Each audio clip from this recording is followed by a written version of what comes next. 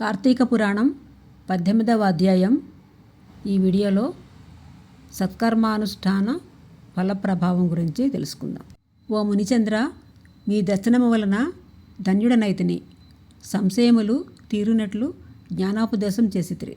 నేటి నుండి మీ శిష్యుడనైతిని. తండ్రి, గురువు, అన్న, దైవము సమస్తము మీరే. నా పూర్వపుణ్య ఫలితము వలనే కదా మీ బోటి పుణ్యపురుషుల సాంగత్యం తటస్థించను. లేనిచో నేను మహాపాపినయి మహారణ్యంలో ఒక మొద్దుబారిన చెట్టుని అయి ఉండగా మీ కృప వలనే కదా నాకు మోక్షము కలిగినది.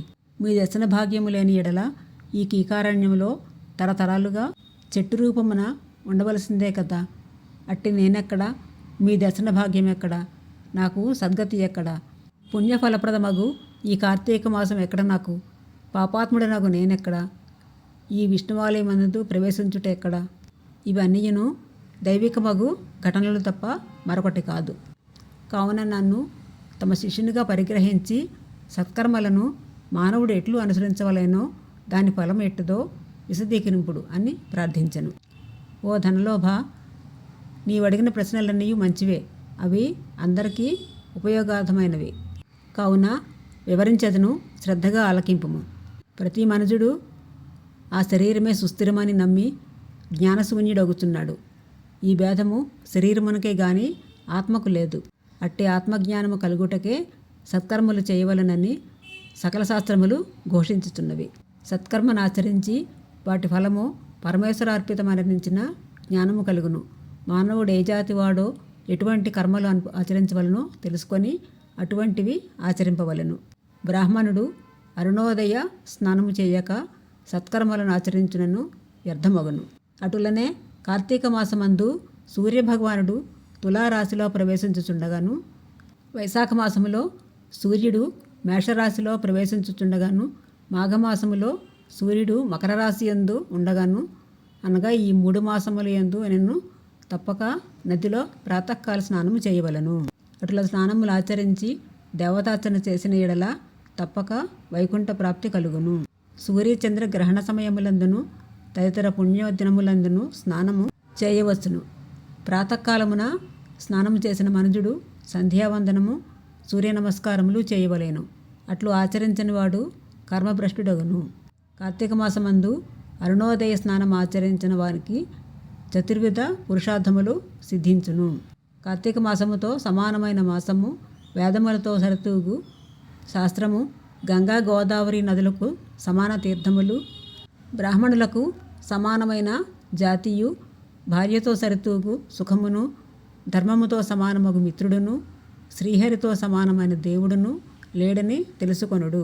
కార్తీక మాసమందు విద్యుక్త ధర్మముగా స్నానాదులు ఆచరించిన వారు 1,000,000 యాగములు చేసిన ఫలమును పొంది వైకుంఠమునకు పోవుదురు అని అంగీరసుడు చెప్పగా విని మరలా ధనలోభుడు ఇట్లు ప్రశ్నించను. ఓ మునిశ్రేష్ఠ, చాతుర్మాస్య వ్రతమని చెప్పితిరే, ఏ కారణం చేత నన్ను ఆచరింపవలను? ఇదివరకు ఎవరైనా ఈ వ్రతమును ఆచరించి ఉన్నారా? ఆ వ్రతం యొక్క ఫలితమేమి, విధానమేమిటి? సవిస్తరముగా విశదీకరింపుడు అని కోరెను.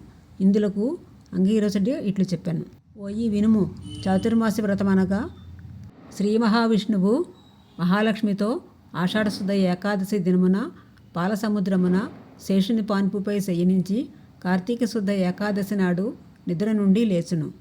ఆ 4 మాసములకే చాతుర్మాసము అని పేరు. అనగా ఆషాఢశుద్ధ ఏకాదశి, శయన ఏకాదశియు, కార్తీక శుద్ధ ఏకాదశి, ఉత్తాన ఏకాదశి అనియు ఈ వ్రతమునకు చాతుర్మాస వ్రతమని పేరు.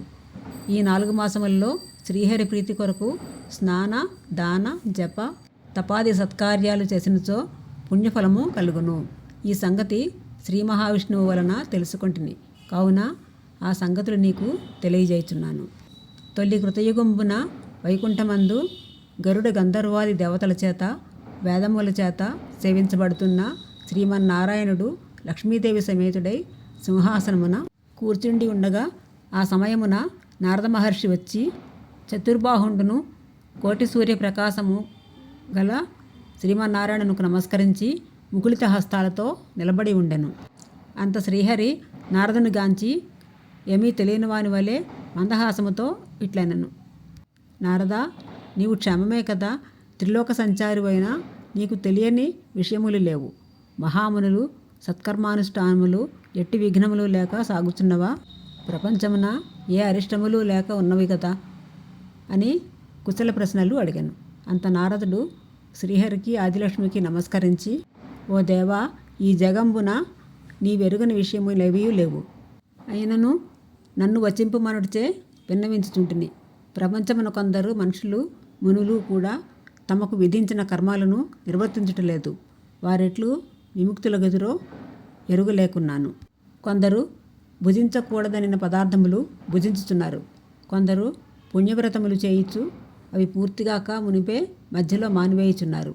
కొందరు సదాచారులుగా, మరికొందరు అహంకార సహితులుగా, పరనిందాపరాయణులుగా జీవించుతున్నారు. అట్టి వారిని సత్కృపతో పుణ్యాత్ములను అనర్చి రక్షింపుమని ప్రార్థించను. జగన్నాటక సూత్రధారుడైన శ్రీమన్నారాయణుడు ఆదిలక్ష్మీదేవితో, గరుడ గంధర్వాది దేవతలతో వేల కొలది మహర్షులున్న భూలోకానికి వచ్చి ముసలి బ్రాహ్మణుల రూపంలో ఒంటరిగా తిరుగుచుండెను. ప్రపంచమంతను తన దయావలోకమున వీక్షించి రక్షించుచున్న దామోదరుడు ప్రాణుల భక్తి శ్రద్ధలను పరీక్షించుచుండెను. పుణ్యనదులు పుణ్యాశ్రమములు తిరుగుచుండెను. ఆ విధముగా తిరుగుతున్న భగవంతుని గాంచి కొందరు ముసలివాడని ఎగతాళి చేయుచుండిరి. కొందరు ఈ ముసలివానితో మనకేమి పని అని ఊరకుండిరి. కొందరు గర్విష్ఠులేరి. మరికొందరు కామార్తులై శ్రీహరిని కన్నెత్తేనను చూడకుండిరి. వీరందరినీ భక్తవత్సలుడగు శ్రీహరి గాంచి వీరిని ఎట్లు తరింపజేతున్నా అని ఆలోచించుచు ముసలి బ్రాహ్మణుడు ఆ రూపమును విడిచి శంఖచక్ర గదా పద్మ కౌస్తుభ వనమాల అలంకృతుడై నిజరూపమును ధరించి లక్ష్మీదేవితోడను భక్తులతోడను మునిజన ప్రీతికరమగు నైమసారణ్యమునకు వెడలను.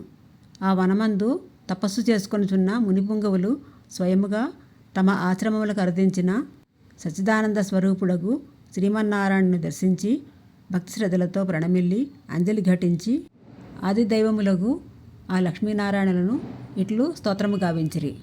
శాంతాకారం భుజగ శయనం పద్మనాభం సురేశం విశ్వాకారం గగన సదృశం మేఘవర్ణం శుభాంగం లక్ష్మీకాంతం కమలనయనం యోగి హృదయానగమ్యం వందే విష్ణుం భవభయహరం సర్వలోకైకనాథం.